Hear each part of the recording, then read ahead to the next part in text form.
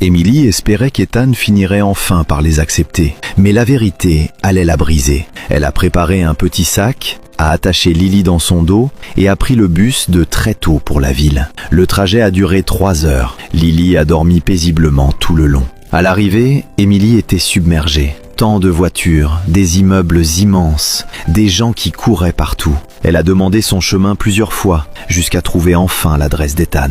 Et là, elle a vu des talons hauts de femme, juste devant la porte d'Ethan. Son ventre s'est noué, mais elle a quand même frappé. Ethan a ouvert, son visage s'est durci, agacé. « Toi, comment tu m'as trouvé ici ?» La voix d'Émilie tremblait. « Ethan, je t'ai amené notre fille. Elle s'appelle Livy. Elle a 8 mois. Regarde-la, elle te ressemble. » Il n'a même pas regardé le bébé. « Ce n'est pas le bon moment. Prends cet argent et rentre. Je viendrai à la fin du mois. » Une voix de femme a appelé de l'intérieur. « Bébé, c'est qui ?» Une belle femme en nuisette est apparue, regardant Émilie avec dégoût. « C'est qui, elle ?» Ethan lui a vite pris la main. « Ne t'inquiète pas, chérie. C'est juste ma cousine du village. Je lui ai donné un peu d'argent pour qu'elle rentre. » Puis il s'est tourné vers Émilie, froid, tranchant. « Tu as entendu ? Rentre, maintenant. » Il a tiré la femme à l'intérieur et a claqué la porte. Émilie est restée figée. Lily s'est mise à pleurer. Les jambes d'Émilie ont lâché. Elle s'est effondrée par terre dans la poussière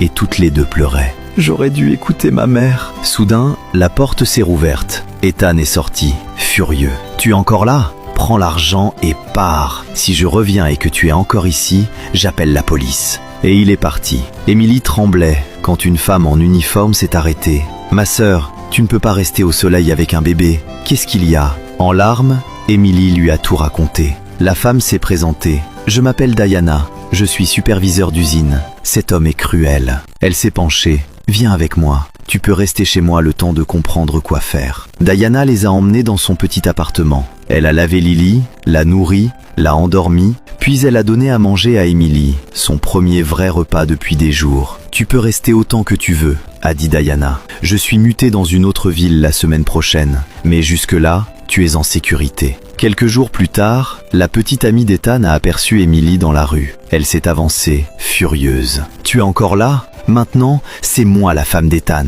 Je ne veux plus te voir dans ce quartier. » Puis elle a craché. « Ici, c'est pour les gens respectables, pas pour les filles sales du village. » Émilie est retournée chez Diana en pleurant et elle a décidé de rentrer au village. Diana lui a donné l'argent du transport et a noté son nouveau numéro. « Garde ça. Si tu as besoin de quoi que ce soit, appelle-moi. » Le lendemain matin, Émilie a remis Lily dans son dos et est montée dans le bus. Et pendant que la ville disparaissait derrière elle, Émilie s'est fait une promesse. Elle ne dépend